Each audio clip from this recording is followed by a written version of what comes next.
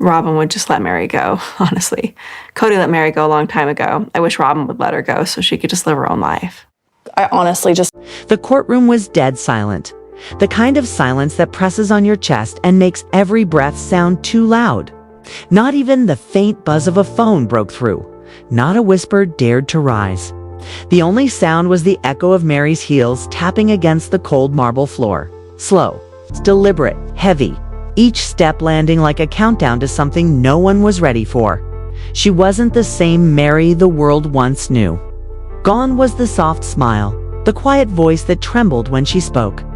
The woman who used to stand just behind Kody like his shadow. What stood there now was someone transformed her back straight. Key, her eyes sharp like polished glass. Her expression carved with resolve. In her hand, she clutched a manila envelope so tightly the edges had begun to crumple. Like it was the only thing anchoring her to the moment. Kody sat rigid at the defense table, jaw locked, hands clasped too tightly to look calm.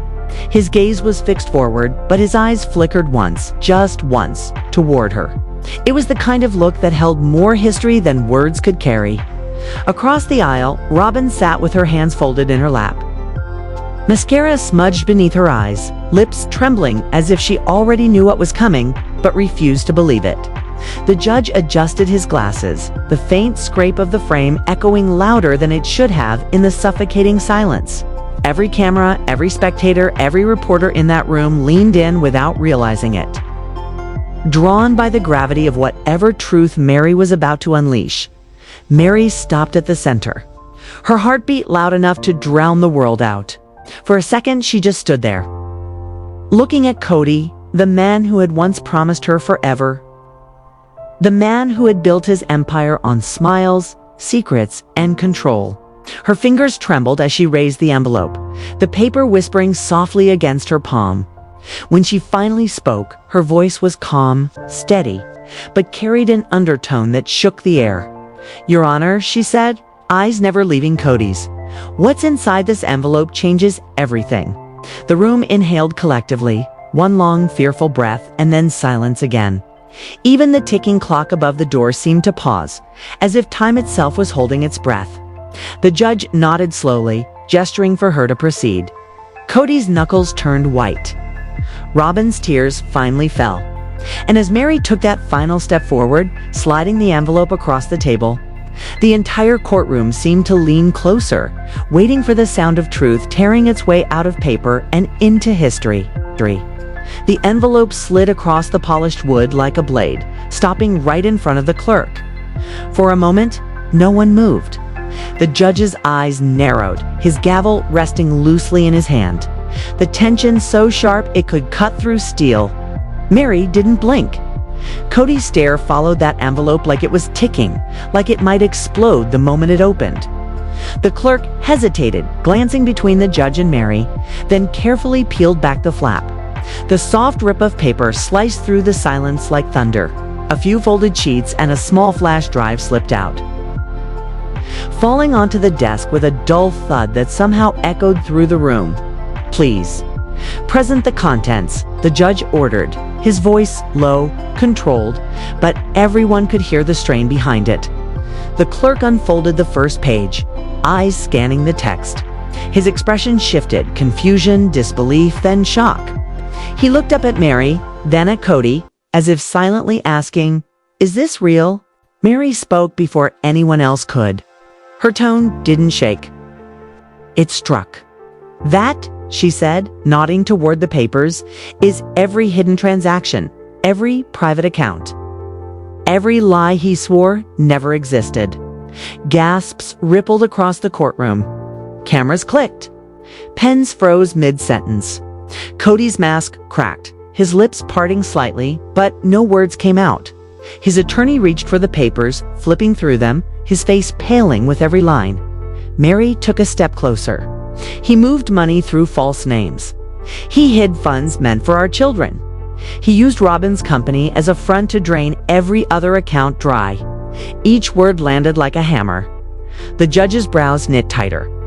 Robyn shook her head violently, mouthing, "No, that's not true." But the USB drive, that tiny piece of plastic, was the nail in the coffin. Meri held it up between her fingers, the light catching its silver edge. "And this," she said quietly, "is the proof you can't bury." The clerk plugged it into the courtroom screen. The monitors flickered, then lit up one email, then another. And another. And another, Kody's name at the top of every thread. Transfers, signatures, passwords, documents, marked confidential.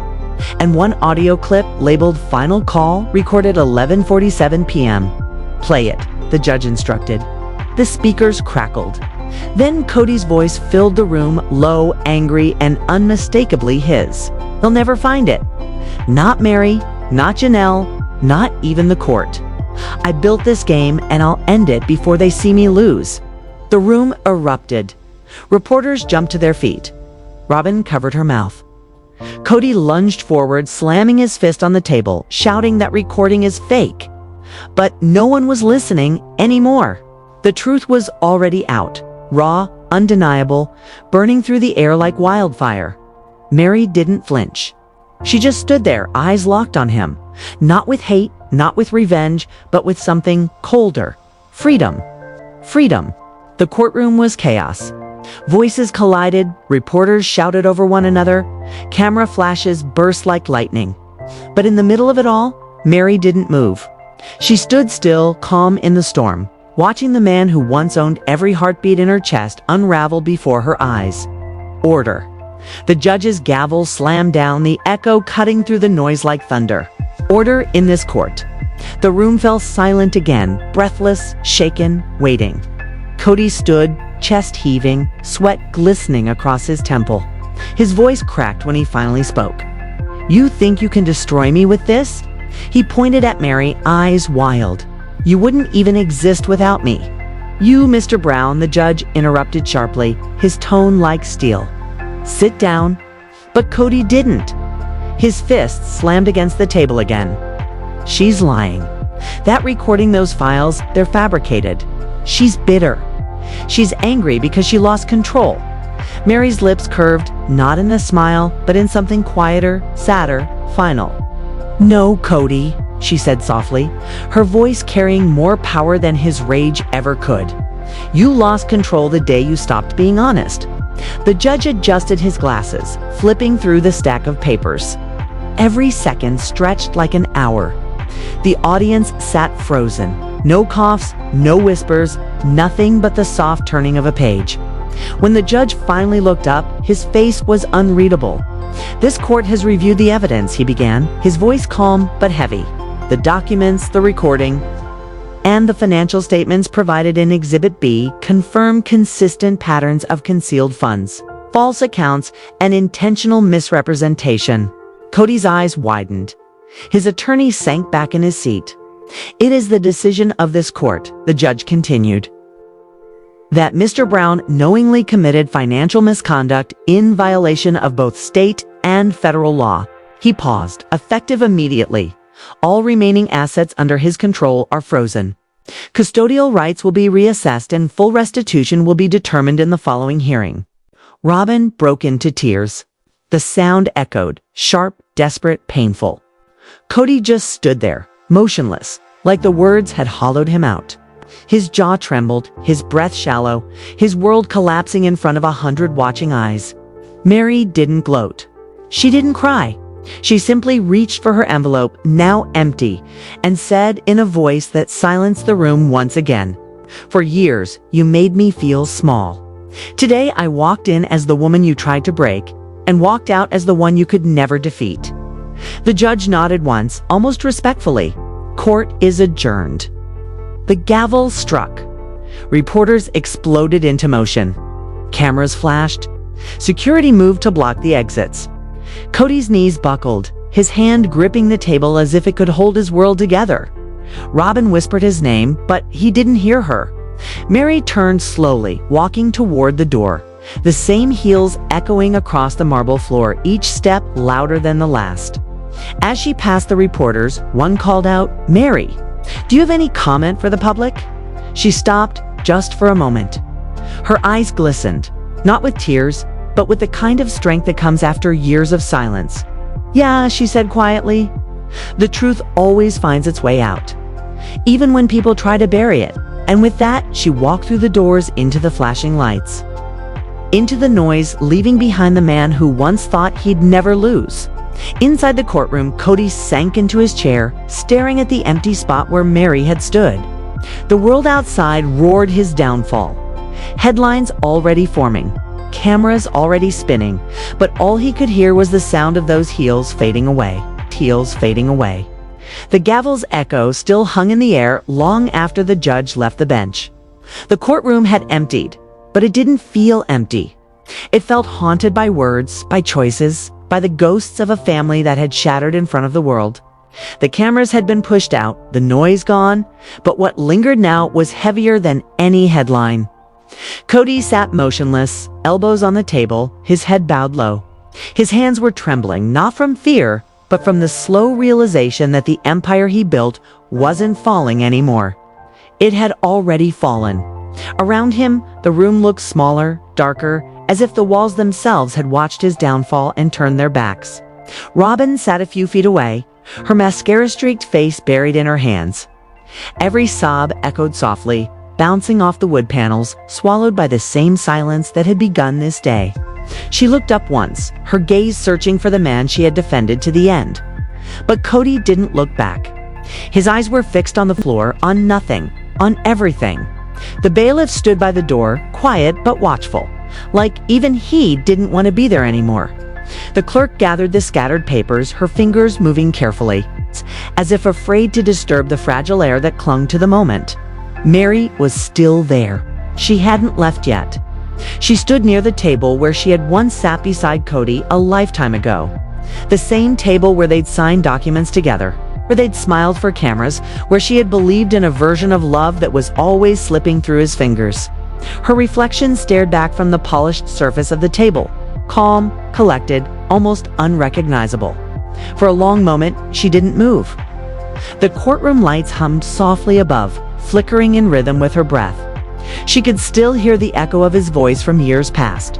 The promises, the control, the charm. The version of him that had convinced her this life was something sacred, unbreakable. But lies, she realized now, never fade quietly. They collapse loudly, violently, for everyone to see. She turned slightly, eyes drifting to Kody. His suit jacket hung open, his tie loosened, his face pale beneath the harsh fluorescent lights. For a man who once spoke like a king, he now looked like someone lost inside his own silence. There were no more cameras to perform for, no followers to defend him online, no wives to hide behind. Just him and the truth he'd buried beneath too many layers of pride. Robyn finally broke the silence. "Kody," she whispered, voice cracking, "say something, please." But he didn't. He just stared at his hands, as if expecting them to build him another way out. Another lie, another story. But they stayed still, useless, defeated. Meri watched, not with anger, not with satisfaction, but with a strange calm, the kind that comes when pain finally runs out of places to hide. She walked toward the table slowly, her heels echoing softly, that same rhythm that had once made the entire courtroom freeze. But now it sounded different. Not sharp, not heavy, just final. When she reached him, she didn't speak right away. Kody lifted his eyes just enough to meet hers. For a split second, time folded in on itself. He saw every version of her he'd ignored: the loyal wife, the quiet supporter, the woman who had stood in shadows just to make his world look brighter. Meri's voice was low, steady. "You could have stopped this." Kody blinked, as if the words didn't make sense. "Stopped what?" "This," she said simply, gesturing around them. "All of it. You could have told the truth. You could have chosen peace instead of control. But you didn't." He opened his mouth, then closed it again. There was nothing left to defend, nothing left to twist. Just a hollow truth too big to deny. "I thought we were a family," she continued, her tone softer now, almost sad. "But you were building something else. A kingdom made of mirrors. You made us believe we were standing on solid ground when all along it was just glass." Kody's throat tightened. For the first time in years, he didn't have a speech, a reason, or a story. just silence. Meri nodded slowly, as if she'd expected that. "I don't hate you," she said quietly. "I don't think I ever could, but I won't carry you anymore." Her words lingered in the air, gentle but final. Robyn looked between them, eyes wide, her breathing uneven. "Meri, you don't understand," he was trying. Meri turned to her, calm and unflinching. Trying to what? Protect himself. Build an image while everyone else bled for it. She shook her head softly. "No, Robyn, I understand him better than anyone." "That's the problem." Robyn's lips quivered, but she said nothing more. She looked down, shoulders collapsing inward, as if the weight of denial finally became too heavy to hold. The judge's clerk cleared her throat gently, breaking the moment. "Mrs. Brown, you're free to go." Meri nodded once. "I know." She picked up the same envelope that had changed everything. It was empty now, but it felt heavier than before, not because of what it held, but because of what it represented. Closure. Kody watched her move toward the door. "Meri," he called out softly. She stopped. His voice cracked. "Do you ever regret it?" She turned slowly, meeting his eyes one last time. "No," she said. "I regret waiting this long to remember who I was." The silence that followed was different. Not heavy, not suffocating, just honest. Meri turned away again and walked toward the exit. Her reflection followed her across the polished floor. One last ghost leaving the courtroom behind. Each step sounded like freedom, like the breaking of a spell that had held too many hearts captive. When she reached the doors, she paused. Sunlight was spilling through the glass. Warm, real, alive. She closed her eyes for a second, breathing it in, before pushing the doors open. Outside, the world waited.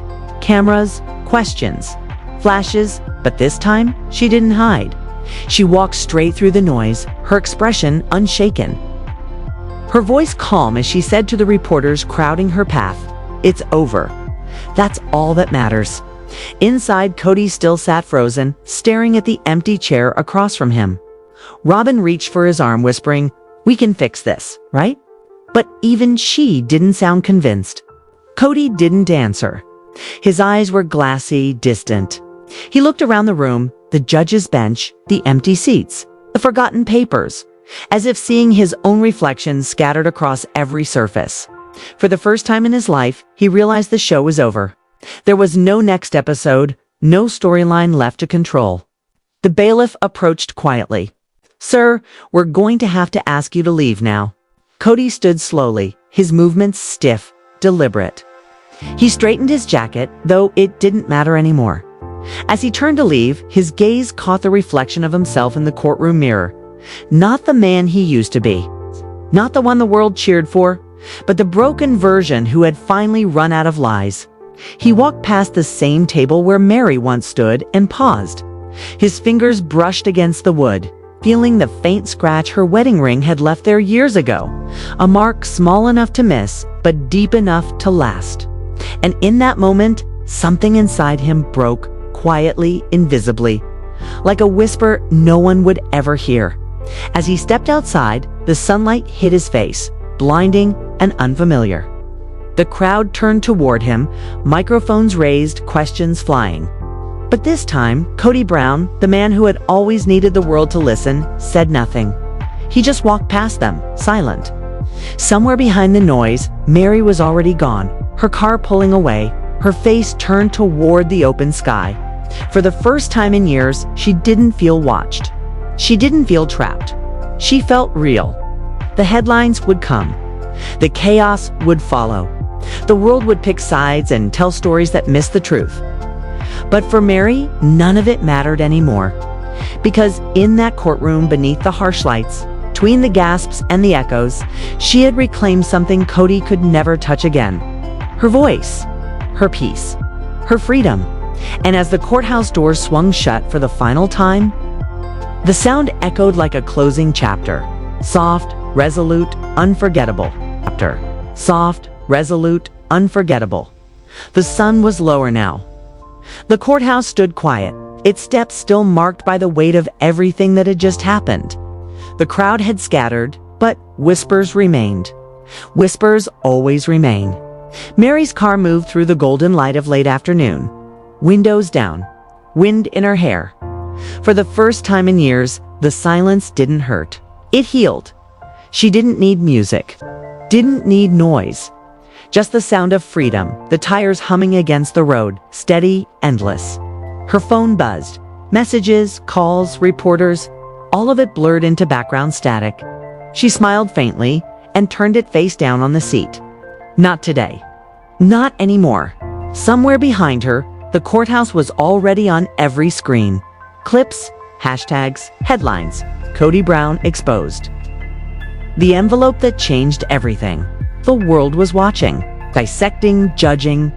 But Meri didn't care who was trending. She had already won something no algorithm could measure. Peace. Cut to Kody. He stood in the courthouse hallway, the noise fading to a hollow hum.